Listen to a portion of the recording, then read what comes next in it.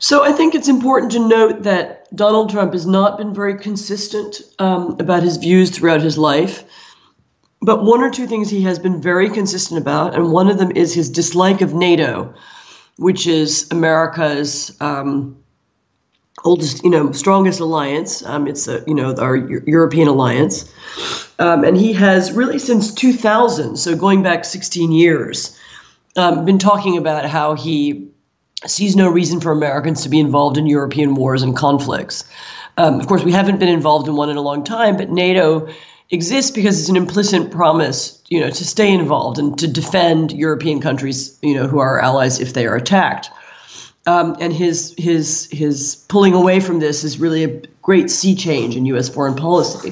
The other thing he's been very consistent about for many years is his admiration for the Russian president, Vladimir Putin, who is a dictator and autocrat, but who seems to embody a lot of things that Trump admires. He sort of has managed to combine business and politics to stay in power. He has invaded several of his neighbors more than once. And he seems to be a kind of model, I think, almost for Trump, who seems to admire him greatly. Admiration for Putin would put Trump at odds immediately with most of our European allies, including, of course, Germany, France, Britain, not to mention Poland and the rest of Central Europe, who have held together a coalition designed to deter Russia and prevent Russia from invading or undermining Europe, in the near future. And of course, if Trump undermines that coalition, then it's hard to see how it goes on existing. So yes, I think this could be a real turning point in global politics.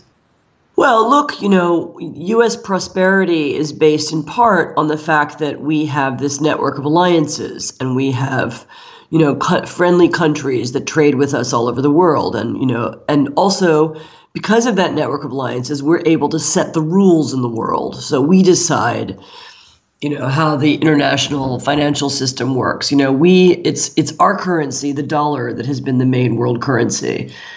It's our businessmen and our influence that have, shaped so much of what the world looks like now, and our culture and everything else.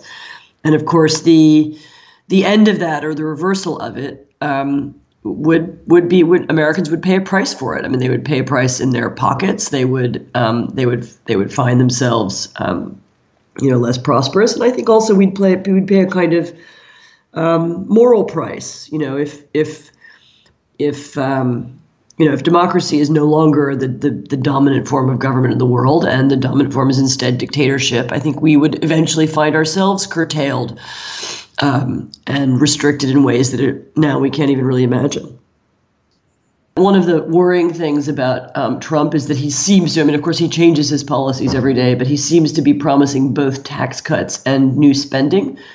And of course, if he does that, then the deficit will be worse. The U.S. will borrow more, and then we do have the real risk of a kind of another financial crash.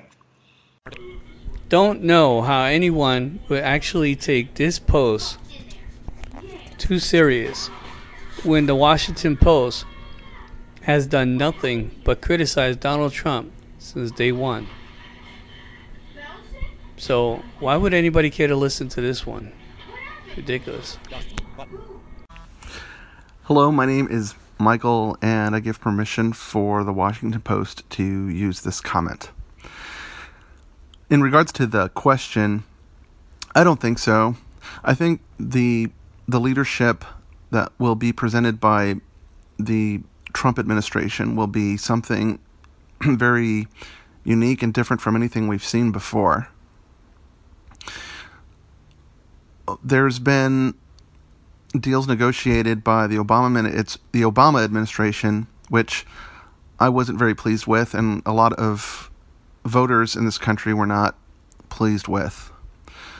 In particular, the Iran deal, and the kind of negotiations that have happened with China, where our country seems to get the shorter end of the stick when we look at it as a whole, the type of negotiations that took place and the things that we agreed to. So in terms of how a Trump administration would deal with Putin and Russia, I think for a lot of people in this country, and myself personally, there's going to be, I think, some more common sense applied to the manner in which we deal with Putin. Putin's been very aggressive in his decisions and how he's been dealing with foreign affairs. And there's just been a measure of weakness shown, I think, by the Obama administration.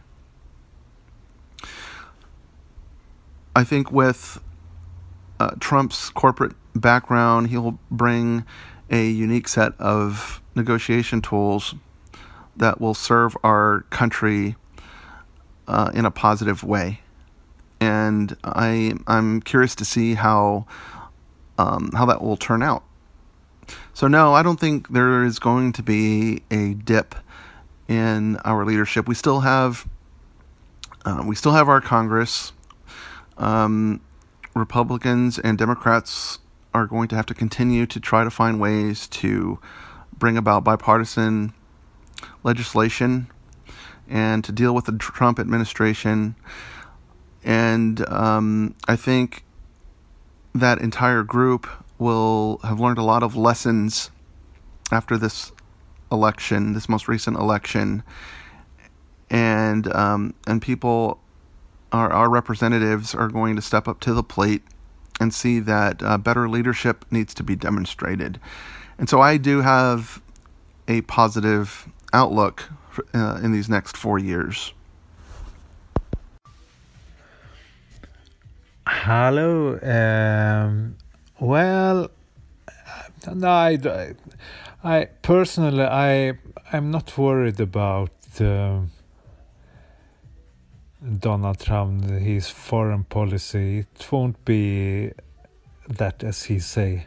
But I actually think it's good if he can make peace with Russia, because harmed Russia, which feel that they are sidestep from the US and the European Union, it can also be a danger. It's another view to see on it. And I think the most problem is that Russia feel that they are a little bit harmed and misunderstood and something. And I always think that even Europe must take a step back, and United States, in order to make peace. And it's a little bit controversial, I know, but that maybe could be that let Russia take Crimea Island, but another sound, Russia must stop this violence going on in South Ukraine till their border.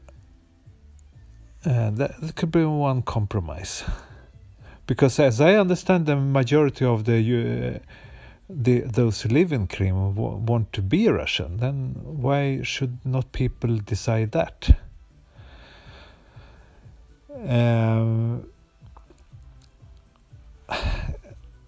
I actually he's I'm a little bit, I'm not worried so much a little bit what he say. A little bit more concerned that he feel a little bit unstable,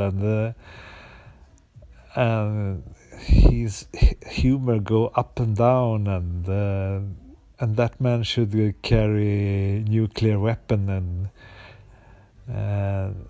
for me seems to be a little bit dangerous. But I think I have read a little bit his program, and going to invest.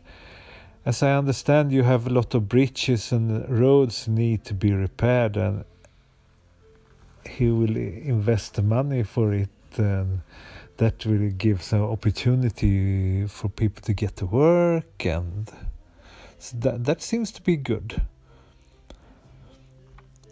And the shares have, people say there should be some type of collapse, but so far has nothing happened. So I don't know. I am a little bit worried about his that pollution, that he going to produce more fossil like oil and things like that, and not hurry the necessary change. That is also things I'm very worried about him. But yeah, I don't know. I hope he fulfilled that agreement that he had, the United States have been entering, like the climate agreement now from Paris. So, but in general, I'm not that worried, as people seems to be even here in Sweden and around Europe. I fully understand the reason why he win, and I think the problem that he win is more on the liberal side than him's. This is an interesting post, and you bring out a lot of really good points, but it sounds like a rhetorical question, so I'm not quite sure how to answer it. I don't know if you're looking for people who agree with you or people that disagree with you. But yeah, it sounds like you answered your own question. You know, maybe if you people in the media would be quiet and accept who won this election, we would all be better off. Personally, I have never seen you people cause so much trouble as you have now. At this point in time, I'm not really that worried about what's going on with NATO. And I think what we all should be worried about is the fact, like what the media can do to help kind of throw out some positive things so that people can move forward and stop looking back and stop trying to nitpick and find things that you can blame on Trump. I mean, obviously it didn't work during the election. You guys were way off base when it came to who was going to win, who was ahead, who was who in the whole election. And I think it would have been a lot more helpful for the Dems to find out what was really going on with Hillary, and instead of now looking back and finding all these other things to make them more upset about. They're already, of course, certainly not very many, because 70% of the United States wanted change, and so that's how he got in. And I mean, even the New York Times has apologized and said that they were not being very fair.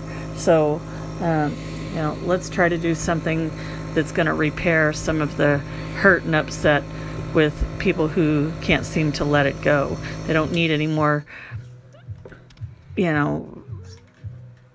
gas poured on the fire, so to speak. I think the media has a duty to cover things, and despite what some of you say that they shouldn't, this isn't the country of suppressing the press and, not getting stories out there. This insane, racist bigot is a loose cannon and a powder keg. We don't know what he's going to do when he gets into office. Mark my words, I bet you he goes back on what he said over the past few days, and I think he goes back to his hateful hurtful rhetoric. I bet he does. He's like a powder keg ready to go off. This is a comment in reference to what Brandon has said. And yes, the media, that's their job, to cover stories and bring out information. But the only media we seem to have is representing the extreme right or the extreme left. And we're not getting information that, represents across the spectrum. And so we wonder why the country is so divided. And sometimes I don't think the country is as divided as it appears. I think the media is creating that illusion. And it's also, we have a two-party extreme system, and that's what's reflected. I think the country is really just a mirror to the divided system and structure that our government and media portrays. So I don't really think it's as divided. It's just that's the system that's set up. And so we're interacting with that polarized system. So that's why it appears that way. So, and I think that AJ brings out an important point, that the media can now take the role of crossing aisles and healing.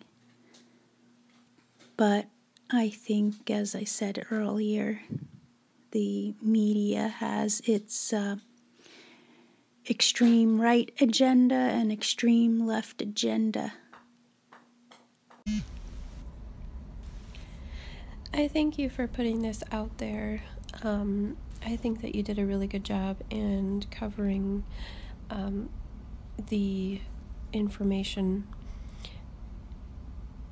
But in response to a couple of others here on this thread, I think that it's interesting that we kind of are angry with, the media as a whole. But that is part of our country, is the free press. It's not suppressed. That is part of our country and part of, what people thought was important. So I don't think that it would be appropriate to take that away.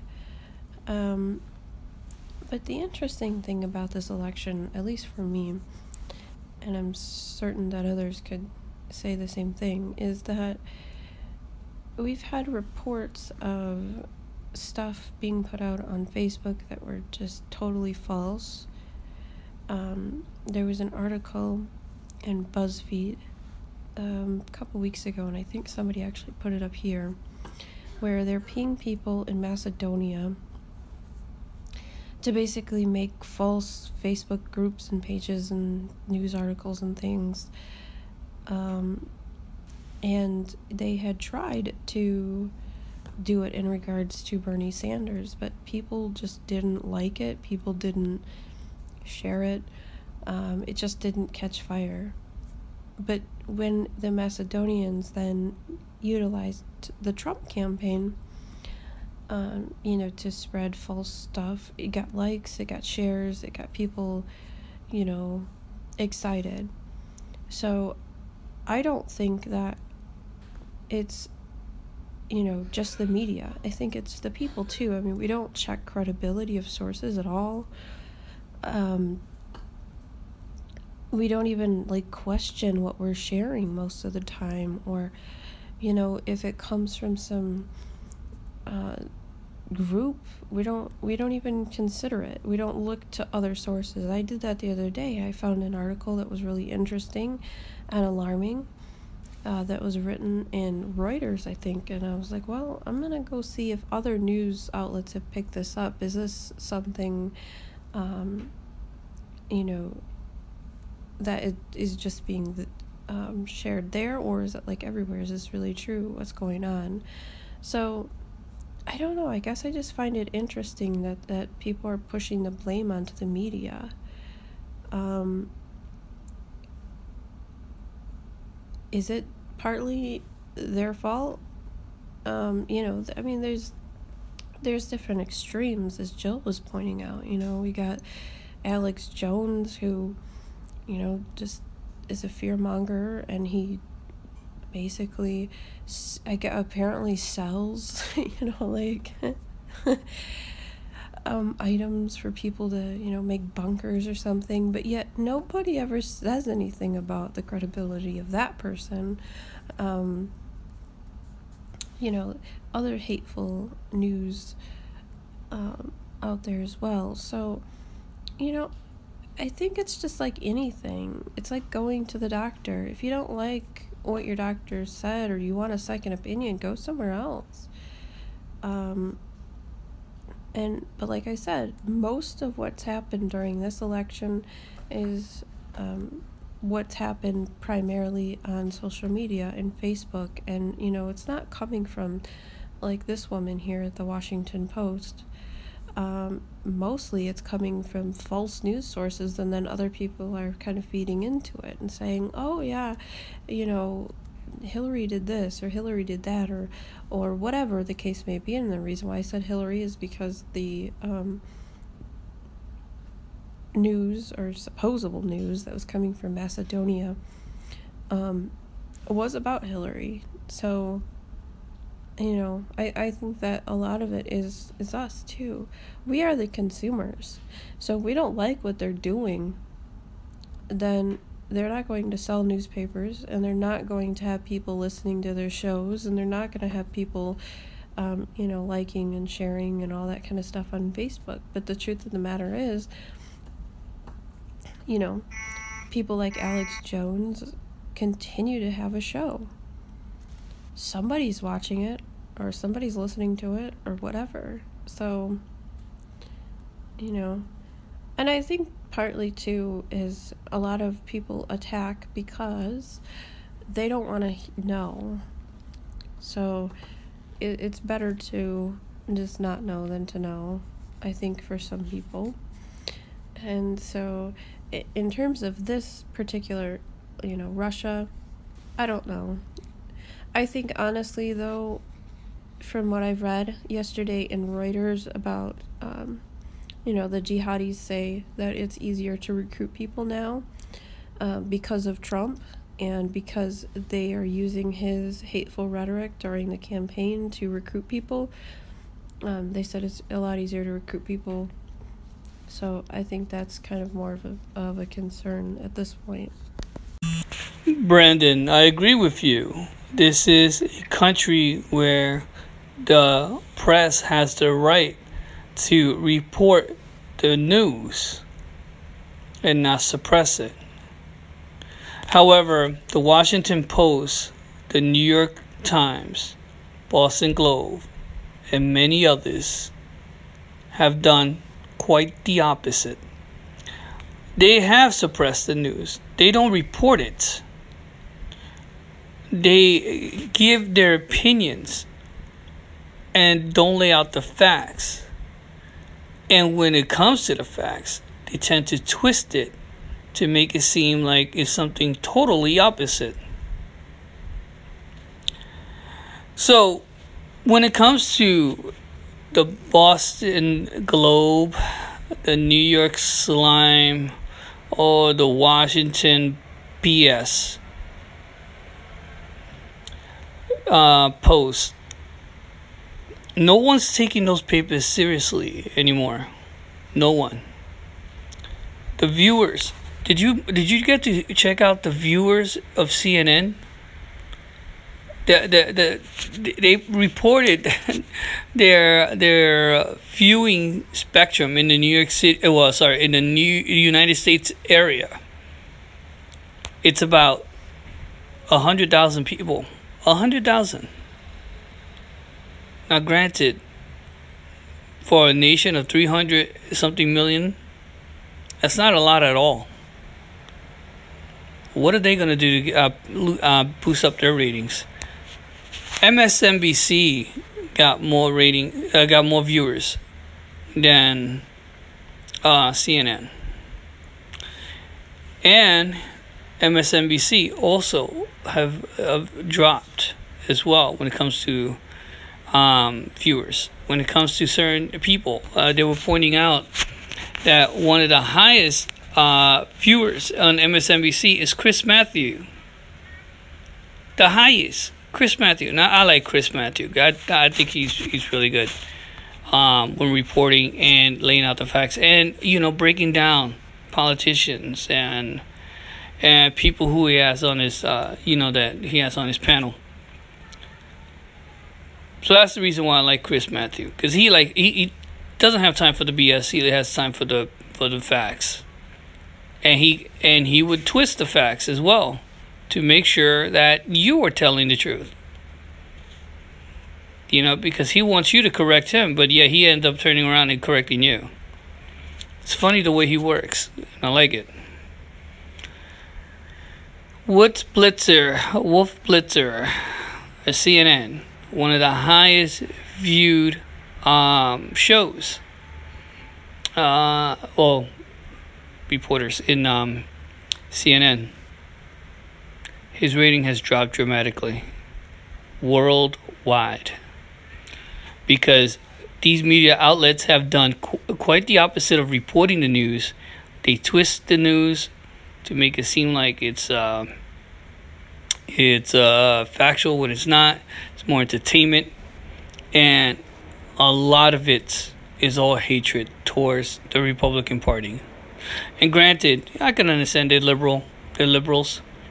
And liberals and conservatives are always going to be against each other, but to the point where they all ganged up on this one candidate who ended up winning the election anyway, both popular and electoral, and they still looking to bash him. That says a lot, because those media outlets like the Washington Post and many others are doing exactly what you said they're not doing. They're suppressing the media. Suppressing the news, and not reporting what they should be reporting.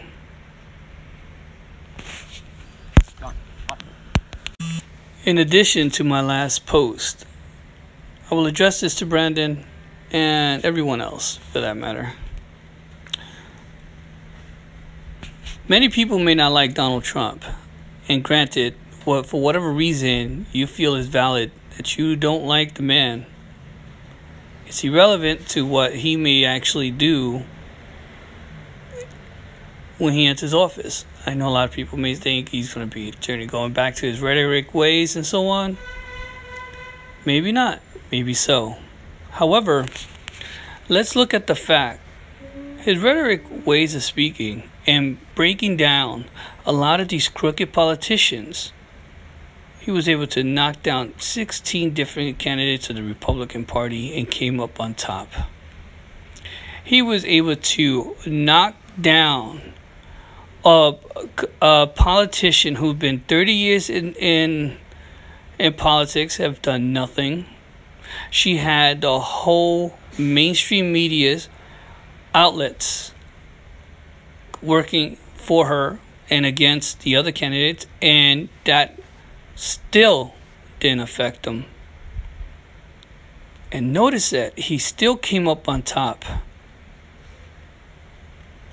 So it goes to show that maybe, rhetoric ways of speaking may have gotten him to where he's at. doesn't mean that he's going to be speaking in the way that he was speaking during his campaign. His speeches get written for him. So, it's a difference. And the way he has to deliver those speeches has to be very presidential. But I will say this much.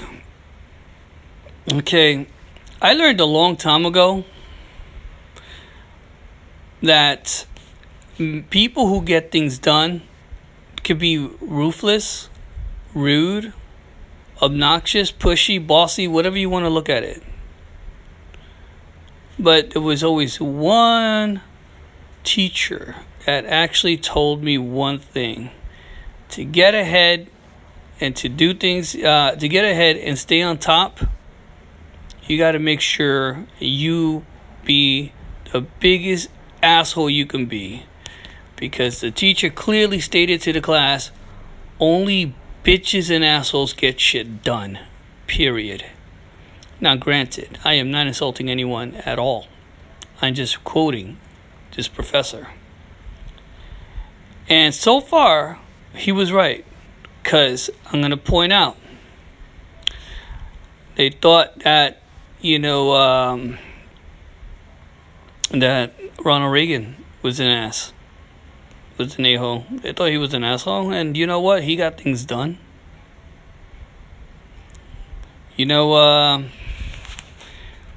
What's it called? They thought Condoleezza Rice, they thought she was a real ruthless bitch. But she got shit done. Janet Reno, they thought she was a really fucked up mean bitch. But she got shit done. And I apologize for the profanity that I'm using here, but I'm just pointing out that it goes to show that maybe Donald Trump had to go in his rhetoric ways of speaking during his campaign, and he came up on top. He doesn't have to go that level anymore, and if he does, then hey, that means he's getting things done. Ronald Reagan did, but he did it in a very diplomatic way. But a lot of people thought he was an a-hole. And I pointed out all the rest. So, yeah, he may be a loose cannon. He may come up with rhetoric ways of speaking sometimes. But you're going to see a new Donald Trump. Oh, and by the way, he won't go back on his word. I can assure you, he would modify it, but he definitely won't go back. He has promises that he has to keep. And like I said, I don't think, unlike any other politician, he can be bought. Joe, that was perfect. Couldn't add a thing to your statement. Yeah, I think you're right. Politics is going to change, and hopefully it's not going to be a dictatorship. Hopefully there's too many checks and balances for it to be a dictatorship, and hopefully he'll be accused and there'll be enough evidence against him so that he's not even has a chance to get in office, and for us to test whether it's a dictatorship. But you were talking about, it's funny, you were talking about Central Europe being affected, NATO, and all that. The only one of those countries that you mentioned who kind of is in support of Trump is Great Britain, because they're our closest ally. And of course, Theresa May, is more conservative as well. So that could have something to do with it too, but also because they're not going to give up their closest ally. It would take a lot, but yeah, interesting and scary. Hopefully, reminds me so much of the Weimar Republic, which was an enlightened society, democratic, which overnight practically became a dictatorship, and hopefully that doesn't happen here. If it can control the courts, that would be just one more check that is not doing its job. So hopefully we're all wrong, and nothing to worry about, that he's not going to live up to his campaign promises. He's already kind of backed out, if you believe the media. But hopefully he's more into compromise than he has been in the past. We can only pray. You know, I'm not trying to be mean, but I don't know if journalism is going to be your cup of tea, because with all the questions that one could ask, this has got to be the most far out, going off of misinformed, unresearched information I have ever heard from a journalist. Before I voted, and I did vote Republican this year, I researched Donald Trump all the way back to the 80s. His message has really never changed. The numbers he was using then, of course, and his predictions have come to be with the numbers we have today. If you want to make a good question about what's affecting American people, how about what do we think about the protesters, the illegal protesters, breaking the law by not conforming to the guidelines of a legal protest and inhibiting traffic that has emergency vehicles held up, people destroying things? Now, all the protesters are not doing this, so I'm not referring to them. I'm referring to the ones who are not staying orderly out of the streets. I mean, there's so many questions that could be asked. He's not even president, and everybody's like has all these theories. When in the hell are journalists gonna come up with a non-baiting question, a non-hysterical type of question? You know, you might need to do some self-examination on real people, real problems, real facts. And I'm really not trying to tear you down. This is a condescending advice, because apparently if you're from this new era where everybody plays a baseball game and the losers get a trophy too, you're in the world of reality now. I suggest you learn how to deal with it. So, you know, you just remind me of someone who went to college, learned everything they could possibly know from life from professors who never lived in the real world. All they've ever done is profess things. I remember my daughter was in college and would come home taking business class, and I'd say, "Really, what do you learn?" And she would tell me, and I would say, "Really? Well, I've been in business for almost 2 decades." And I'd say, "That sounds like a great theory for a business in a utopian society, but here's how the real world works. But you have to go with whatever's in the books to get your grade. But I cannot believe I'm paying for this." But anyway, when I hear these type of questions from journalists, I just have to think, is this one of those who really does not have a touch in reality?